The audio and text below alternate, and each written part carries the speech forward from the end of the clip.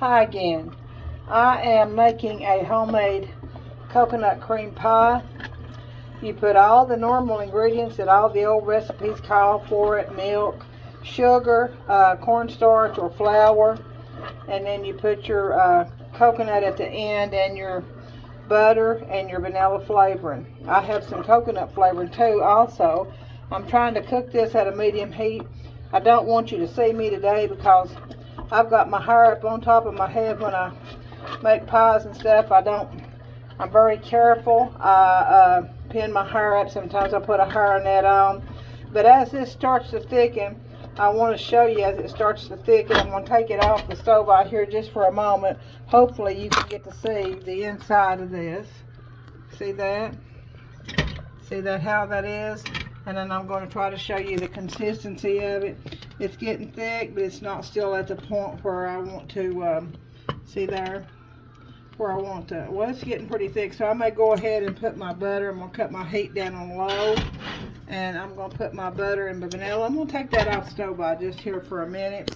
And then I'm going to put you right back where you can see what I'm doing. But I'm just in a hurry today. I've got several orders I got to do. So I've got 2 sticks of butter here cut out. And I'm going to put that down in there. I've got eggs, sugar, milk,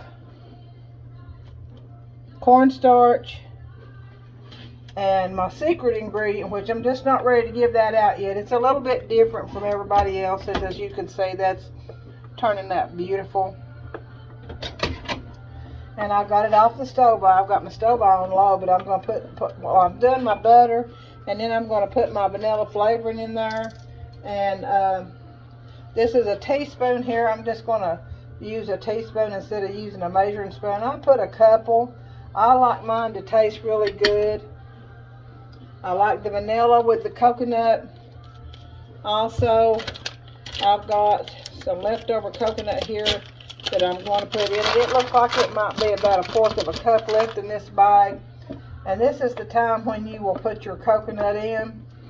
And the recipe calls for, let's see, it calls for a cup of sweetened coconut.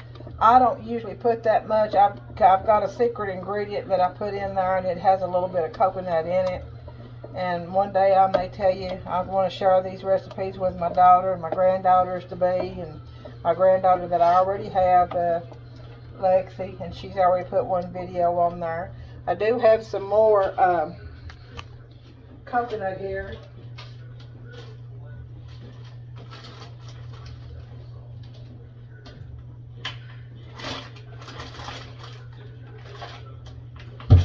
And I do use Baker's Baker's sweetened coconut, because I have tried the cheaper brands of coconut and they're just not good. This is always moist. It has always never failed me, and so that's what I use. It's a very good coconut, and when I make coconut truffles or coconut balls, what people call, that's what I use too. You're just wasting your money if you use those off-brands, is what I think, because they're just not moist. I'm going to set this back over here on the stove and I'm going to put that coconut in there. I may open this other bag and put just a little bit more. Hope y'all enjoy these videos.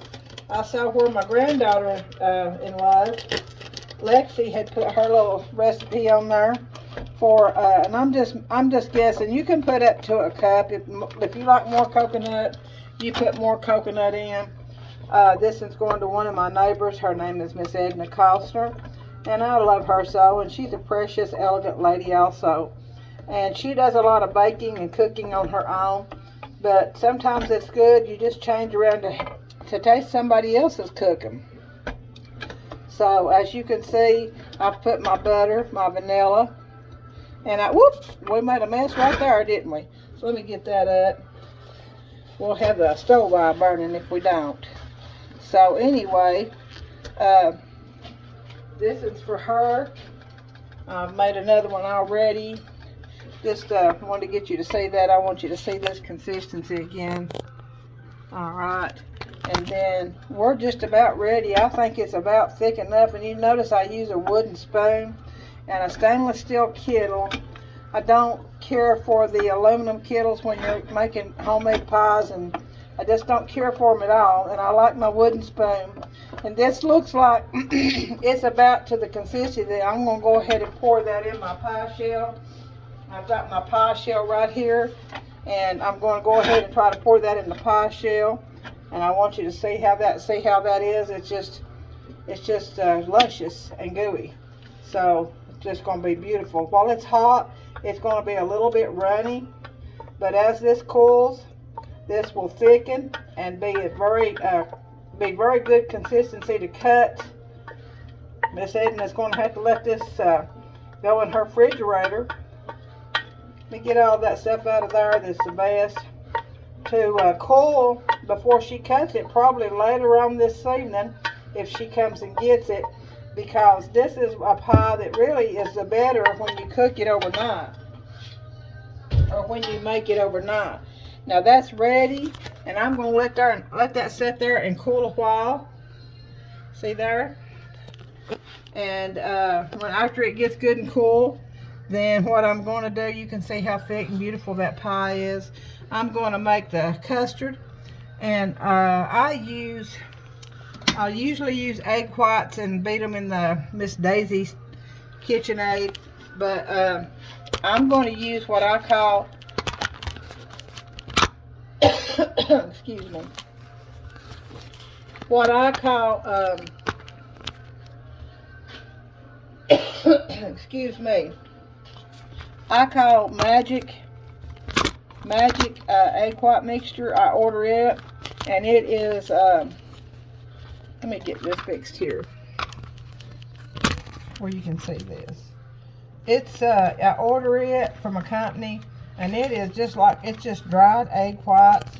If I can get that fixed. You're not being able to see that, I know. So let's see. I'm not doing real good with my camera. I'll learn as I go. Alright, let's see that right there. So anyway, I'm just going to do a little bit of talking. I'm going to let this cool, and then I'm going to put the meringue on it, and then I'll let you see the finished product. But the things that I use, if I don't have egg whites, I use this called magic meringue. You can get that at Walmart, or you can order it off of Amazon. And all it is dried egg whites with some sugar already in it.